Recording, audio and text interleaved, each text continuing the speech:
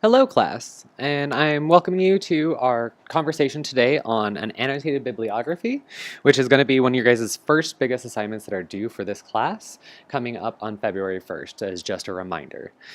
Everyone should be signing up for their annotated bibliography groups. If you haven't, please make sure to do so. If you have signed up but haven't been put into a group yet, I'm working on that, so just know that will be coming, but at least put your name on the discussion board and try and claim the group that you would like to be a part of for this project. So what we're going to be learning about today is we're going to be learning about what an annotated bibliography is, kind of how we're going to use it, and how actually it's one of the most useful tools you can use as a researcher in organizing your information and materials before you get started.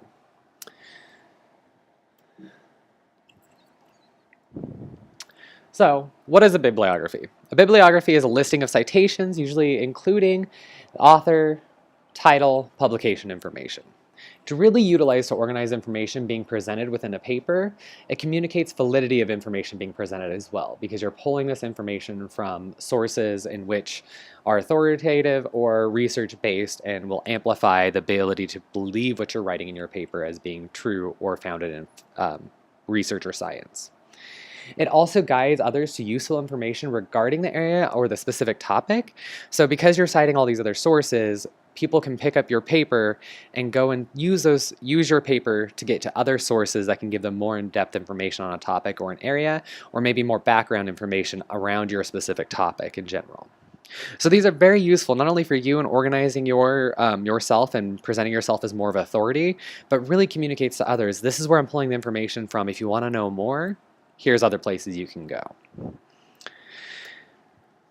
The difference between an annotated bibliography and a regular bibliography is an annotated bibliography is all of what a bibliography is, plus a little something something. And really that something something is more for you as a person writing the paper than it is for anyone else. There's many different ways to do annotated bibliographies. Generally, you're either going to be doing an annotated bibliography where you're doing a descriptive, criticism, or evaluation of the source, or for like this class, I'm making you do a combination of descriptive and evaluative in your annotated bibliography. And so you're going to do this for all your sources that are selected. The assignment has three sources that are going to be selected and used and required. And what this does is these bibliographies, writing this descriptive and also this evaluation, it helps you recall specific information that was presented in an article, so you don't necessarily have to go back and reread every bit of that article to know how many participants did it have, did it actually show the results it wanted to, is it generalizable, what limitations do they talk about. And this can be extremely helpful when writing scientific papers, doing research articles, or doing research in general, as it really helps organize you going forward. So one thing I like to show, and I like to point out an example of, is I am not one that has really started doing annotated bibliographies early in my career, and it's really come to make my life a little bit harder. So, as we can see here, this is a literature search I did while I was at the University of Dayton under Dr. Roger Reed, looking at environmental attitudes and how we could possibly change environmental attitudes. Well, by looking at these sources, we know they're all related to environmental attitude inventories, but I have no information on what each of these articles represent, and having just the citation gives me their names, the titles, but no other information. So now let's say, a couple years later, I'm wanting to do a new research project, and I'm wanting to do it again over environmental attitudes. Well, at this point, I'm actually going to have to go back and reread these articles to figure out exactly which one was the most pertinent, which one gave me the most valuable information, and what other ones did I read that weren't really necessary for my understanding or for the use in the project I'm trying to do. If I had an annotated bibliography, I would be able to go back to a file and say, okay, environmental attitudes, annotated bibliography. I'd be able to see all my sources, plus 2 paragraphs of information telling me what's included in that source. Is it a good, valid, reliable study? And is it useful, or was it useful to me before? And could it be useful to me now? So it really can help you organize, because as you guys can see, I have these articles here that are unorganized, but I also have a folder of change over time articles, in which, again, are not organized other than I have the names of them, which really doesn't tell me any information. Did they actually capture change over time? Did they show that the measure was valid? Is it actually reliable, or did they show that it isn't reliable and it's something we should be avoiding? based on what I have and based on just a summary or a bibliography page, a references page, I would not be able to pull any of that information. And I'm really back at square one at looking at this information and trying to understand, hey, what is the best research evidence? What is the best research to use? And how can I progress forward in this project? So I always like to present people with that because, as you can see, I have a giant mess to go through, whereas if I had an annotated bibliography, I would have one document that would summarize all of these journal articles and I would know where I was at any moment in time. Another beneficial thing is I could hand off that annotated bibliography to a friend or a coworker, cohort member of mine, and they can run with that research as well and help them get a jump start on what they're trying to do. So it's a good way for yourself, but it's also a way to share information and kind of share sources and share what you would consider a reliable or valid source of scientific research.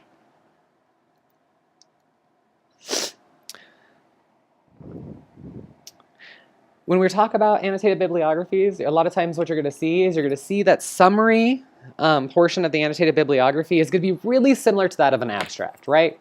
But it gives more information regarding the evaluation of and not just the basic properties.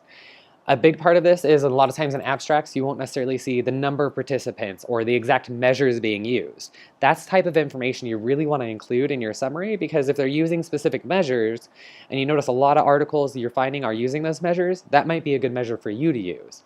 And it gives you an idea of where to start looking in your research project or in understanding your research project. Other things that you want to include in there is kind of what were their actual results? What were the limitations? What did they say was a glaring problem in their research that needs to be addressed by the next article or the next person in line? But also kind of what can it be generalized to? Was it done only on young children and where you're trying to work on adult population and so you know actually this only works with young children or it's only been researched in young children?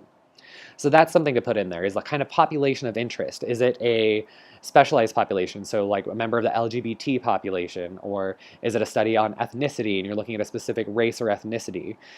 That is important information to keep in there because if you're trying to do a research project on ethnic minorities and all your research projects are on Caucasians in college, then you know you need to go back and find different resources with different populations, or take the results as tentative because it's missing that cultural piece that may be vital or key to that. The way we can kind of think of this is that your abstract in your article is kind of like your advertisement from the manufacturer of a brand new car. So let's say we have a brand new vehicle, we'll call it a Huntmobile, and I just created the Huntmobile. I'm trying to sell it to the world, and so what I'm going to do is I'm going to talk about the features, everything I think is cool, and what I designed in this product that I made, right? And so those are your first advertisements you see on a brand new car, brand new style that's never been out before. The manufacturer is saying, these are the features of our car, this is what sets it apart, makes it different, this is why you should buy me, right? Well, what happens after we have a new car, about 6 to 12 months later, we start seeing reviews by those who have purchased the vehicle. So it's not the manufacturer who's made it, but it's people who've actually driven it, ridden in it, and had to deal with any possible issues or concerns with the vehicle. This is what you need to have for your annotated bibliography. You're going to have some of the same information, but you're going to go a little bit more in depth about it, and you're really going to do also this evaluation of, is this really a good, well-done piece of research, and is it something I should rely on or not going forward into this project? The other thing you can think about it is this is kind of your own personal slant on what's going on in that research and trying to evaluate it and making sure that you're not taking everything at face value of what they say, but you're really evaluating, did they do good, solid science? Because that's one of the first things in order to accept an article or accept results from an article is the good, solid science foundation. So one gives an overview of the utility in general, that's kind of this new car, but the other gives information specific to the person or population of interest. So this kind of like, as a consumer, what is this actually like versus what the manufacturer thinks it's going to be? As a consumer of research, how do you believe or what do you think of and how do you evaluate this and how applicable may it be to your life and what you're doing next? So we always get these questions of like, annotated bibliographies, they're kind of grueling, painful processes to go through, but it's really my recommendation to always use an annotated bibliography. The more information you have, the better, and the more you're recording information as you're taking it in, the better it's going to be for you long term. Again, I have those 30, 40 articles in between those two different folders that I'm going to have to reread to really understand what's going on in them so that I can use them again later. Whereas if I did an annotated bibliography, I'd have all that information right at my fingertips and be able to jump and go from there. It's actually less time consuming later when actually writing your paper because you have these paragraphs of evaluation, you have these paragraphs of summaries that you can literally pull from a lot of times for your paper and help you in writing what you're trying to write and convey to others. And then it's also extremely useful for years down the road, like I was saying. A lot of us, if you end up going on to a master's, PhD, kind of those research roles, a lot of times you stick in the same wheelhouse of information, and so it's really helpful to have this big database of information. You can see it progress, and you can go back and maybe see gaps in your part of the field. So if you're a cognitive researcher and you're keeping all this research on cognitive psychology, you may be able to see a gap or see differences in multiple different articles where you can meet a need in the research field. So it can also be very helpful then, but also can be just helpful in organizing you and making sure you're staying on top of the information you need for your purpose. So we're going to get into a little bit about BSU OneSearch. BSU has a newly developed card catalog system. You guys are probably more used to this than I am. And it has access to the databases journals the university has access to, as well as the library inventory, so you can tell if it's actually hard copy in the library. For me, OneSearch can be very difficult to use and navigate, and at many times it can be confusing. So if this is your experience, just know you're not alone, and that this is something that we're going to have to kind of muddle through at times. But before you even start searching or selecting search terms, the biggest thing is you need to figure out, what are we trying to research? In this class, we're going to be doing research on some kind of aspect of human sexuality. Like I said, you guys should be selecting or have already selected your research topics. And so it's going to vary depending on who you are, but you really need to figure out what are the key terms, what are the words I'm going to search for to try and find research related to this. So one of the subjects and topics is gender and gender identity. Literally gender or gender identity could be some of your search terms, but you maybe even want to look up transgender as another term, as it is a different perspective on gender. Maybe even looking at non-gender binary as a different way of looking at gender and capturing that part of the gender field, depending on which area or topic within gender and gender identity you want to research. So first you figure out your first terms. What are the terms I can say? And then what are alternative ways I can say this? So an example of this is intimacy. Intimacy is a word which is really can be kind of hard to figure out akin to, but a lot of times when you look at the intimacy and you look at the research behind it, you see intimacy and you also see vulnerability. And so those are two words that you may be able to use that are similar to each other but get you different type of research results. Another thing you can look at is you look at intimacy that's really highly related to attachment and attachment theory and attachment style. And so that would be another way to look at it, is to get to intimacy through attachment style, which generally mediates how people experience their intimacy, right? Or how they go to fulfill intimacy or feel intimate.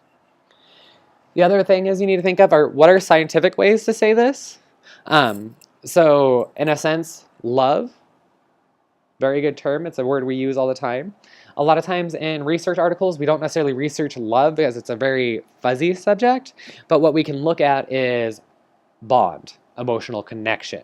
You can even look at attachment as a way of expressing or feeling love, as attachment's the way we learn to love and be loved in this world. And so that's another way to look around it.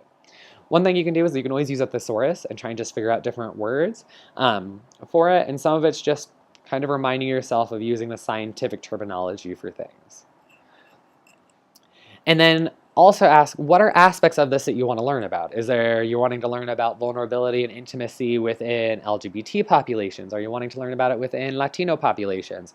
Are you wanting to learn about the development of intimacy and romantic relationships during adolescence and how that affects adulthood attachment or intimacy? And that will help you narrow down your results when you're going through this search.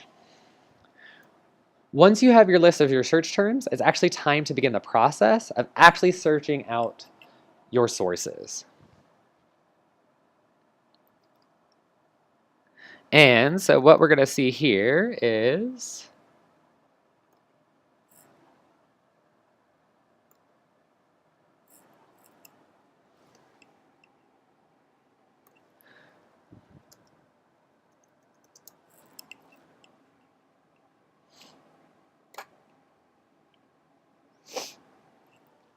As you guys can kind of see here, that's pulled up. If you look at this search bar here, this is your actual one search. Lost my mouse. Okay, found it again. So this is your actual one search. So once you have your list of terms in which you have determined are going to be your search terms, this is one of the first places you can start looking for them. So you can enter any or as many terms as you needed. You want to make sure you separate all terms with a comma. And if you're using a term in which you want to make sure it gets kept together, utilize quotation marks. So as an example, we just talked about attachment, style, intimacy, and sexuality, we'll say. So at this moment in time, what the computer is going to read this as is I'm going to be looking for attachment or attachment style, or intimacy, and go back and do that again. So it's going to be looking for attachment or attachment style. It's going to be looking for attachment style and intimacy, and it's also going to be looking for sexuality. Let's say that I wanted to make sure that when I'm looking up articles, it's looking up attachment style specifically. What I can do is add quotation marks around the phrase. And what this does is it tells OneSearch that I don't want to look up attachment or attachment style. I only want to see attachment style when it's combined together right next to each other. So it'll actually limit your search results because it's looking for attachment style as a key phrase together throughout the article or in the title. So once we have our little search terms in there, we can click search. It'll do its magic. And what you guys are going to be seeing here is you're going to be seeing the different resources that get pulled up. So like this first one, is it all about intimacy? Age, menopausal status, and women's sexuality, right? And what we can see here is this is a journal article, and the full text is available online. So here's where you get a preview kind of, is it available? Is it interlibrary loan? Is it online? Is it going to be in the library and I have to go find it? And as you can see at the very top here, we currently have 2,080 results. That's a lot of different pieces of research to try and go through. And there is no necessarily more pertinent piece of research on one page than another. So sometimes you really have to go through to kind of see what research is here. So like this one, development of an attachment-informed measure of sexual behavior in late adolescence. This can be a very good paper, but one thing that you're going to notice is that the citations online, we don't necessarily have access to the full article. So what we're going to want to do is we're going to try and click and explore this.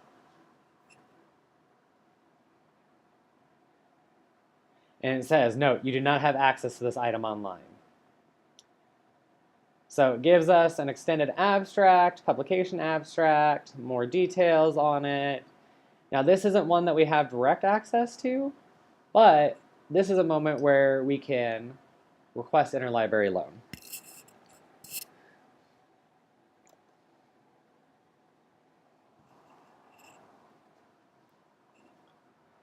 And that will take you to this page after you've officially signed in. You will then go to you'll fill out all of the information that is necessary. Anything with an asterisk needs to be filled out and is required. And then you can also put in the date you don't want it afterwards. So like for this project, 2/1/19, you don't want it anytime after that. You probably don't want it anytime after maybe the 28th to make sure you have time to actually look at it.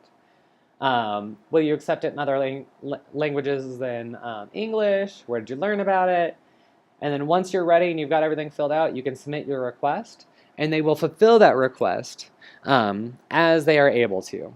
A lot of times if the library has them in the archives, so basically in paper form, you can sometimes do an interlibrary loan request and they'll actually scan it for you, so you don't have to go down into the databases and the journals and find the specific article and copy it. They will do that for you and email it to you, and now you have a PDF version. So just keep that in mind, that interlibrary loan can take some time, and so you always need to be planning ahead when you're doing an assignment and you're relying on that for this. Some other things I want to make sure I show you guys is that for this assignment and most research assignments you'll do, you will need to have scholarly peer-reviewed articles, which means they've gone through a rigorous review process before being published to the public to ensure that they're following necessary scientific standards, or at least the standards of that journal and that community of researchers and the authorities in that area. So one thing I commonly do is, after I've entered my search results, before I even start looking, I want to make sure they're all going to be scholarly peer-reviewed.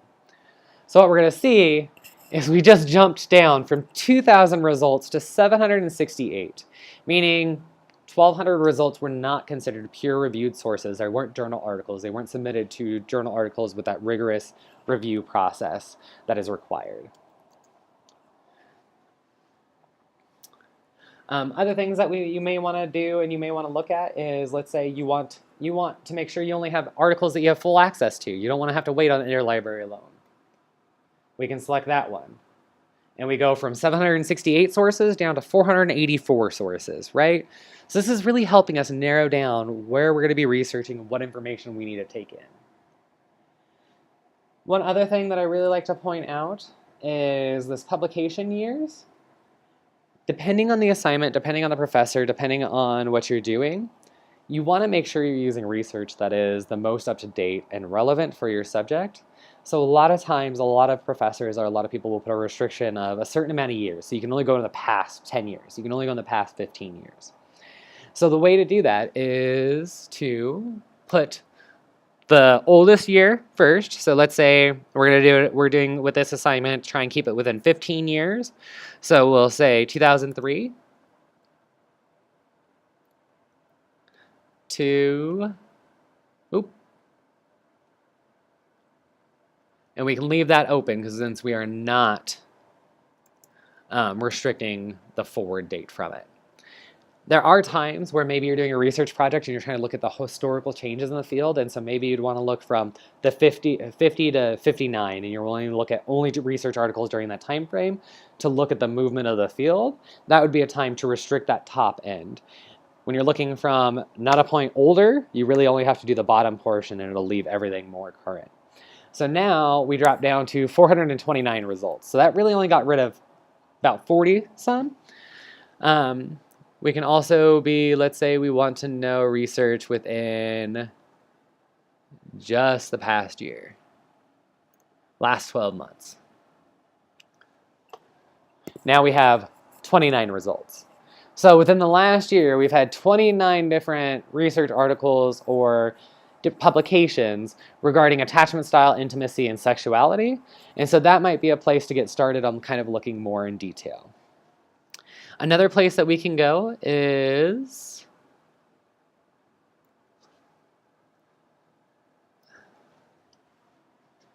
and you can also utilize an asterisk signifying the endings of words. And so what that does is, let's say we're in a sexuality class, right? So we can say sex, sexuality, trying to think of other examples and can't at this moment. That's really bad. Anyways, the common example I use is, let's say you are in computer science and you're wanting to look up computers, computing, all of that. If you did compute with an asterisk, this is saying I'm looking for the root word compute, comput, with any ending that is a logical ending for the word. So that means it could be computer, computers, computation, computing, computed. But that can help open up a little bit of room with your terms. And so for this class, one that might be common is doing sex with an asterisk. So it's going to look up sex, sexuality, sexual behavior, anything like that where it's adding a different type of ending to it.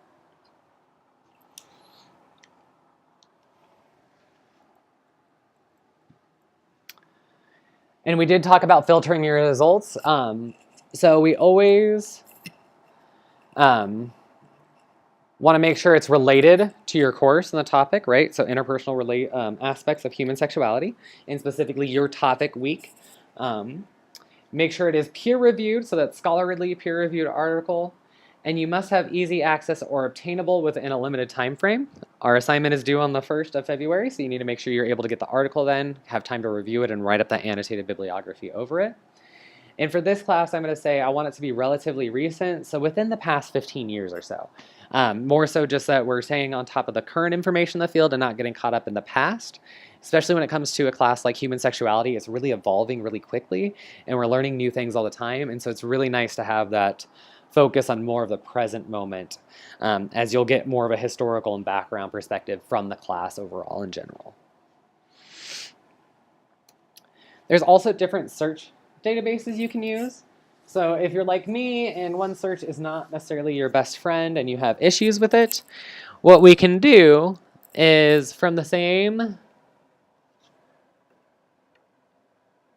VSU website, go back to the home page.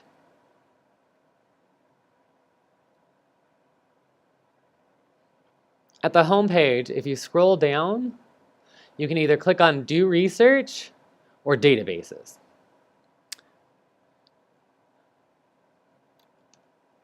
So what we'll do is we'll click on Databases. And then now we have databases that are going to be separated based off of topic area, and as well as we do have some mass journals that are, or mass databases that are across topics. But a lot of times what we're going to do is we're going to find specific topics. In the field of psychology, we're lucky enough to have databases that are really dedicated to our field.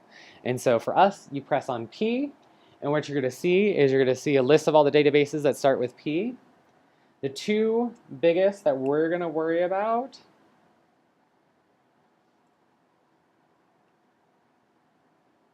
is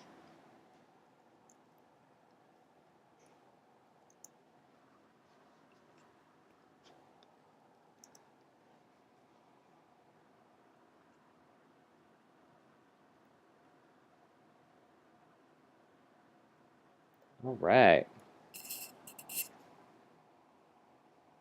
We're going to go over here and we're going to look at all of our subjects, I guess. Well, this isn't working for me. Another way you can do this is if you just go to the search bar and you type in psych info.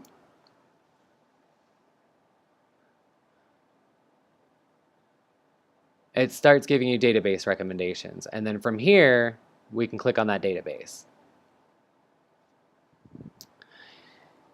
In addition to searching on the EBSCOhost site, this is actually a site that can search multiple different databases we have access to. So one thing I commonly do here is I'll actually go here and I'll choose other databases.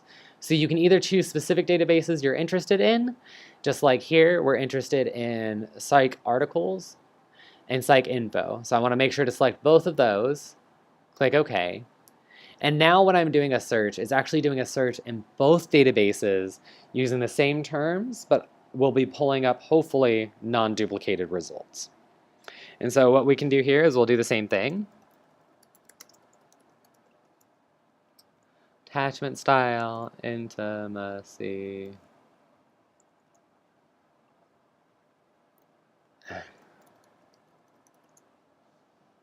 And sexuality. Right, and so now what we can see here is we can look at adult attachment style and sociosexuality. Adult attachment style, working models for sexuality in the relation to safer sex behaviors in young adults, right? So I accidentally clicked on this, but it's actually a good one for us to look at. As you can see over here on this left side, it says multi-link BSU. This means that BSU does not directly have this link, but does have access to it. So if we click on this,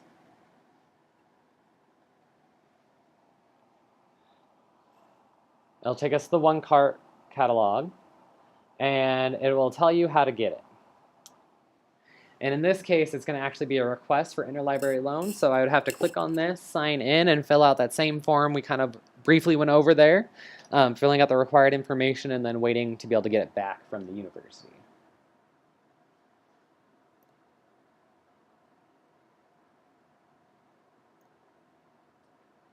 One thing that's nice about these databases is that, let's say you find an article that you like, that you want to use, attachment dimensions and sexual motives. Perfect. That's what we'll use. One way to help you guys with citations is these tools on the right-hand side, helping you get started on your citation, but do not trust these citation formats as they are not always updated or kept up due to database management. And so, but you can click on Cite and you can go down and you can see there's a AB&T, AMA, and if we go down, APA. So one thing you guys can do is you guys can copy this, put it in your paper, but then double check against the APA Manual 6th edition, which is the most current edition. I will tell you, a lot of times it's small little minute things, but it's the small little minute things that we get caught up on and we can really lose points, especially on an annotated bibliography assignment, when that's the biggest thing is the citation and ensuring you are reviewing your articles in a detailed and thorough manner. And so that's a way to be able to help you guys get started. You can also export to different things like EndNote, ProCite, Reference Manager, RefWorks, if you have any of those. Another tool is you can save like to a Google Drive, or you can print it or directly email it or save it, or you can add to a folder, which is your folder online on the library site to help you organize some of your research. One other thing I like to point out is over here is you see and, or not. These are different ways to do research on these websites. It might not be as pertinent to what you guys are doing for this class, but I know for a fact that when I'm doing research on emotion-focused therapy and I'm focused on the individual, I have to use this.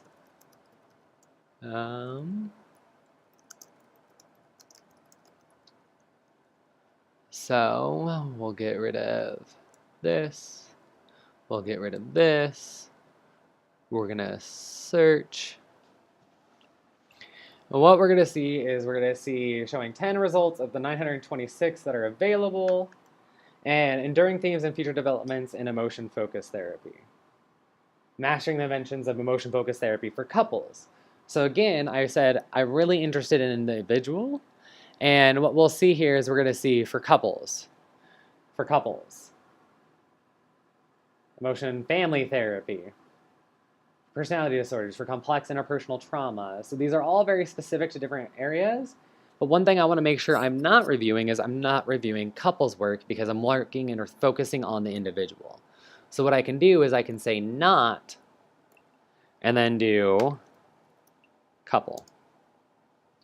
So what should happen is we have a reduction of our sources in some ways, but the role of a therapeutic relationship and emotion-focused therapy. All of the couple therapy articles, family articles are now missing, and it's focusing on emotion-focused therapy as it relates to individual therapy versus the couple or family context. So that was very beneficial for me to be able to part and parcel the information down because I wanted individual therapy, not couple therapy. Again, for this assignment, you guys probably won't have to use the not feature, but it is something to be aware of, so if you are getting caught up in it later. One more thing is Google Scholar. Google Scholar is actually pretty amazing. It's very helpful. And is one of the bigger research sites that I use. And so literally you can just type in your key terms, separating them with a comma. And then also the same rules apply. If you want to make sure you're including a phrase, put quotations around it. You can do the ending, so the asterisk at the end of a word, and it'll end of the word in any kind of way that it can logically do so, and search for those. And you can also, instead of doing not, let's say I wanted to do the same thing about emotion-focused therapy.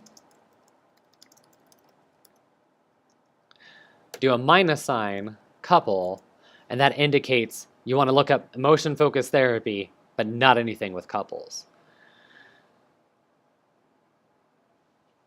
Another way to get access to some of that information is if you go to advanced search on the left-hand side, It will let you search for all the terms with the words these, the exact phrasing, that's the quotation part, with at least one of these words. So this is like a change. So like let's say you're looking for research around children, you can do child, children, teens, young adults. And these are all different terms it's going to be looking for in place of one another instead of in conjunction. The ones without is kind of adding that minus sign. And then you can say anywhere in the article if you want it in the title. And we can even get as specific as looking for a specific author, a specific publication, or the dates, again, restricting that date range.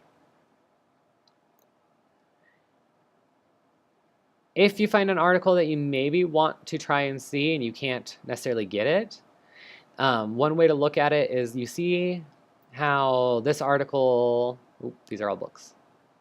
Books. All right, here's an article. We see that there's 5 versions available. What we can do is sometimes we can go in here and one of these versions may actually be accessible to us. And so that's another way to get access to articles that may not be readily accessible through OneSearch or different Abisco host accesses that we have. And so this is probably going to try and make me sign into the database to be able to get access to it. Nope, and actually, yep. So yeah, it's going to ask me for more information on how to sign in to get access. But sometimes you will find PDF versions that are in those other versions or all versions of this citation. Again, citations, if you guys need assistance, this is always a good one. Can start with that citation and then use your APA manual to edit it. Again, do not rely on any automatic citation machine, even EasyBib, those things like that. Sometimes they're not always updated.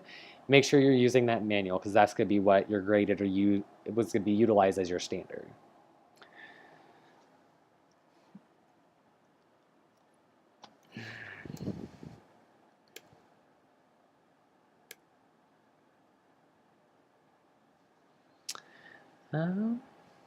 Yeah, and that's pretty much what I had for this little mini lecture. You can also link your BSU account to your Google Scholar, and what that does is it will allow you to have access to BSU's journal articles. So maybe Google Scholar doesn't have it, but we have paid for access for it, so it allowed you to get access and connect to BSU's library that way. So I really hope this was a helpful review. I know it was probably kind of long in a lot of ways, but ideally this will help you in this research project going forward. I am going to be posting the template that I kind of showed you, or the template that I'm showing you now. I'm going to be posting this for you guys. This is really an APA guide, not just for annotated bibliography, but in general, kind of has a good setup for following APA formatting.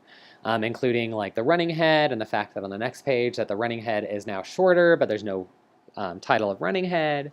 And this will give you more specific information on what I'm kind of looking for in this assignment and kind of how I want the format of this assignment to be. This assignment's probably going to be about 3 pages long, if not a little bit longer, because it's going to be about 1 page per citation and your summaries that are included for that citation. Trying to think of... Don't think there's anything else I am burning to tell you at this moment. Please email me if you have any questions. I'm always available. I try to respond as quick as possible. And like I said, I will be posting this most likely by the end of the weekend. If not early on Monday, I'll have this posted online for everybody. Want to thank you guys again for joining this lecture, and I hope this was helpful and beneficial in some sort of way. Thank you.